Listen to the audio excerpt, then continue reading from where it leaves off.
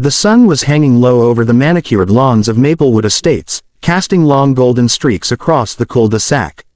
Children's laughter drifted faintly from the park at the far end of the neighborhood, while sprinklers hissed rhythmically against the perfectly trimmed hedges.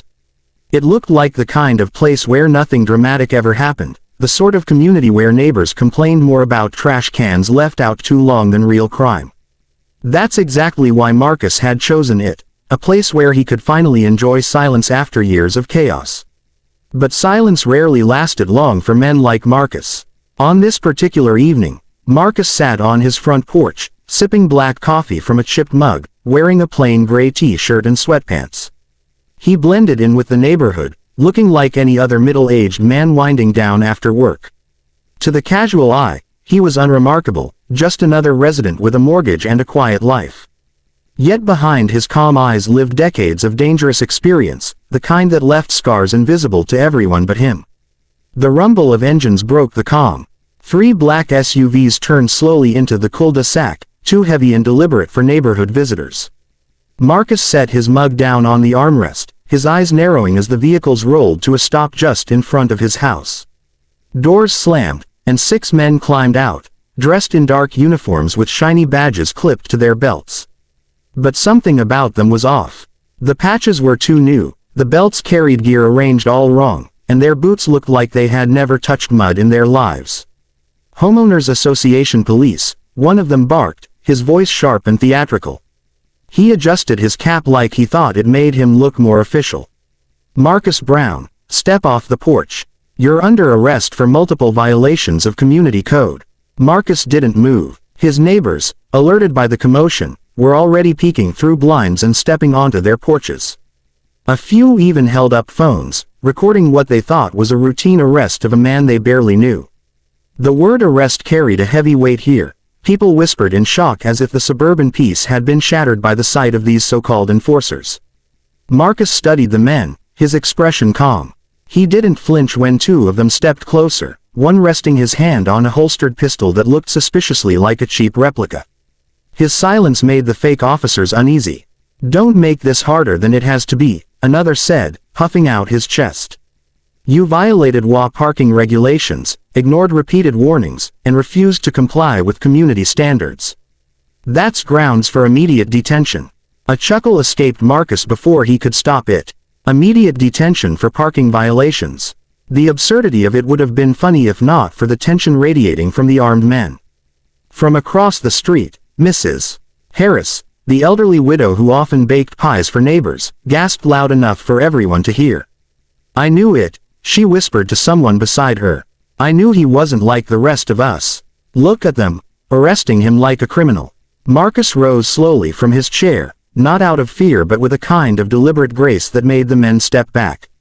He stretched his shoulders, his eyes flicking from one fake officer to the next, memorizing their positions, their nervous habits, and the way their fingers twitched near their belts.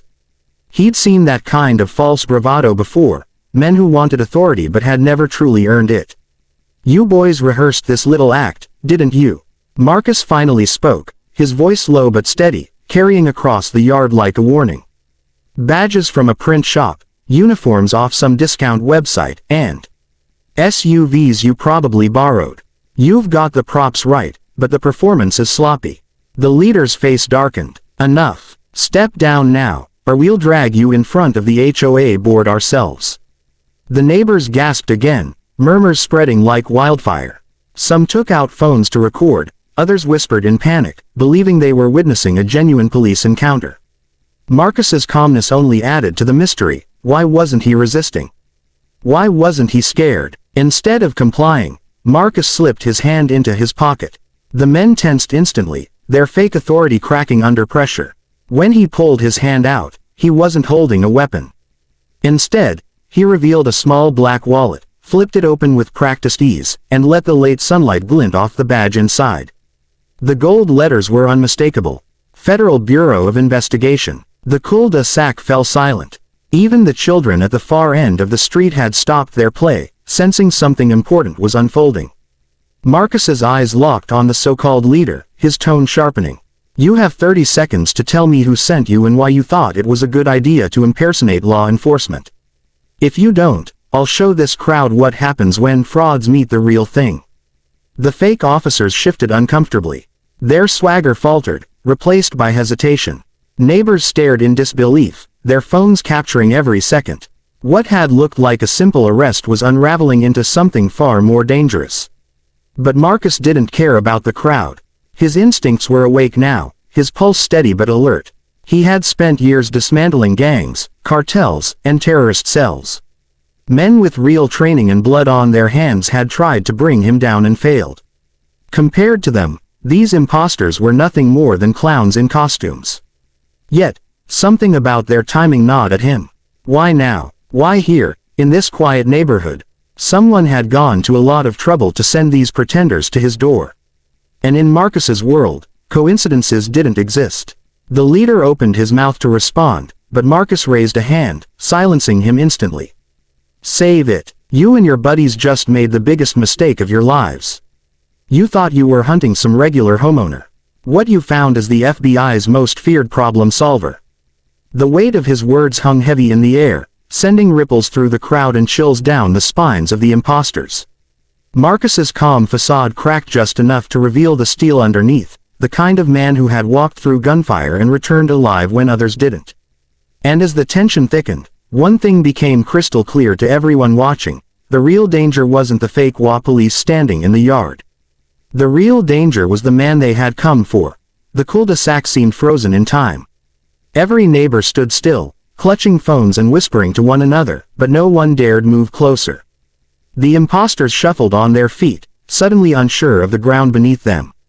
Marcus kept his eyes steady on the leader, his presence commanding enough to silence even the boldest pretender. He had given them 30 seconds, but not one of the men answered. Their silence told Marcus everything. They weren't a bunch of bored HOA volunteers playing dress-up. They were sent for him. He stepped down from the porch, slow and deliberate, closing the gap with a quiet authority that made the men stiffen. "You had your chance," he said, his voice like steel wrapped in velvet. "Now I'll ask the questions." The leader's hand twitched toward his belt, but Marcus moved faster. In one fluid motion, he grabbed the man's wrist, twisted it upward, and forced him down to his knees. The move was so fast, so precise, that the neighbors gasped as if they'd seen a magician pull a trick. The man yelped, his fake badge glinting as his arm bent at an unnatural angle. "You think impersonating law enforcement is a joke?" Marcus growled into his ear. "That's a federal crime. 10 years, minimum. Unless—" He leaned closer, his voice dropping to a whisper that only the man could hear. "Unless you tell me who's pulling your strings." The man's face contorted with pain, but pride kept him from answering. His companions bristled, hands hovering near their belts. Marcus didn't even look up. "Don't," he warned. "If any of you even think about moving, I'll put your leader here in the back of an FBI transport van before you can blink.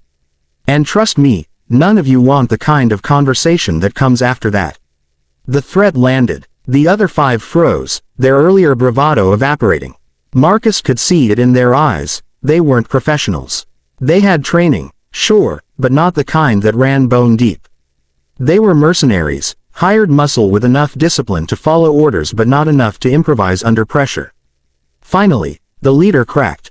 All right, we didn't come here on our own.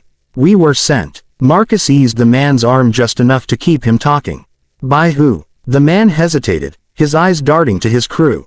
Then he said it, the name slipping out like poison. Carlton Reese." The moment Marcus heard the name, something in him shifted. His jaw tightened, his hand gripped harder. Carlton Reese wasn't just a name, it was a ghost from Marcus's past. A financier with deep ties to organized crime, Carlton had slipped through the cracks years ago. Marcus had been the lead agent on his case, but every time he closed in, Carlton found a way out. Charges mysteriously dropped, witnesses disappeared, evidence went missing. And now, here he was again, sending imposters to Marcus's suburban doorstep. Marcus shoved the man forward, letting him crumple to the ground. He looked up at the others, his voice cutting across the night. "Tell Carlton Reese this: if he wants me, he doesn't need to send amateurs. He knows where to find me." The leader groaned, clutching his twisted wrist, but his men rushed to help him up. None dared make eye contact with Marcus. They piled into the SUVs as quickly as they had arrived, engines roaring to life. Within seconds, the black vehicle sped out of the cul-de-sac, leaving behind only the acrid smell of exhaust and a shaken crowd of neighbors. The silence that followed was heavier than before. Every pair of eyes turned toward Marcus. Some were wide with fear, others with awe. Phones were still recording, but no one dared speak. Finally, Mrs. Harris, trembling on her porch, broke the silence. "Mr. Brown," she whispered, voice quivering. "Who are you?" Marcus didn't answer immediately. He picked up his coffee mug from the porch rail, the liquid inside now cold, and took a slow sip. Then, meeting her gaze, he spoke in a voice meant for everyone to hear. "Who I am doesn't matter. What matters is that this neighborhood stays safe. You don't need to be afraid of me. But if men like that show up again, you'll be glad I live here." The words landed like a shield, comforting to some, unsettling to others. A few neighbors lowered their phones, ashamed for having filmed him like some spectacle. Others clung to the revelation, realizing the quiet man who watered his lawn and waved politely at mail carriers was more than he appeared. But Marcus wasn't concerned about what they thought. His mind was already working, piecing together the bigger puzzle. Carlton Reese had resurfaced, and this wasn't just intimidation, it was a message. If Carlton was brazen enough to send fake enforcers into a suburban neighborhood, it meant he felt untouchable again. Marcus went inside, locking the door behind him. His home, usually a sanctuary of peace, suddenly felt smaller, tighter. He set his mug in the sink and walked into his study, a room lined with shelves of case files and mementos from his years in the bureau. On the desk sat a secure laptop, one he hadn't opened in months. He powered it on, the hum of the machine filling the silence. As the encrypted system loaded, Marcus's reflection appeared faintly in the dark screen, older now, more weathered, but still carrying the same fire in his eyes. He logged in, his fingers moving with practiced ease, pulling up restricted databases only available to active agents. His clearance was still intact. After all, the Bureau never really let go of men like him. They might have called him retired, but he was a phone call away from being reactivated. He typed Carlton Reese's name into the system. Within seconds, a file appeared. Carlton was still under investigation, suspected of laundering millions through shell corporations and funding black market networks overseas. And now, apparently, he had eyes on Marcus. Marcus leaned back in his chair, exhaling slowly. This wasn't random. Carlton hadn't just sent a warning. He was probing, testing Marcus's resolve, seeing if the old agent still had teeth. A faint smile tugged at the corner of Marcus's mouth. Carlton had made a grave miscalculation. The years had not softened Marcus. They had sharpened him. The study door creaked open. It was his neighbor, a young man named Jordan, who often helped Marcus carry groceries. He must have slipped in before the door locked. His face was pale, his voice trembling. "Mr. Brown, I saw what happened. The whole neighborhood did. Are we in danger?" Marcus closed the laptop, the screen going dark. He stood, placing a steady hand on Jordan's shoulder. "No," he said firmly. "You're not in danger. They didn't come for the neighborhood. They came for me." Jordan swallowed hard. "But, why?" Marcus looked out the window, past the trimmed hedges and quiet streets, into the shadows where danger always lurked. His voice was calm, almost too calm. "Because I'm the man Carlton Reese couldn't destroy. And he's about to learn he still can't." The promise hung in the air, heavy and certain. Outside, the night deepened, and the cul-de-sac returned to its peaceful stillness. But inside Marcus's home, a storm had awakened, a storm aimed squarely at the man who thought he could send imposters to his door. The game had begun again. And this time, Marcus intended to finish it.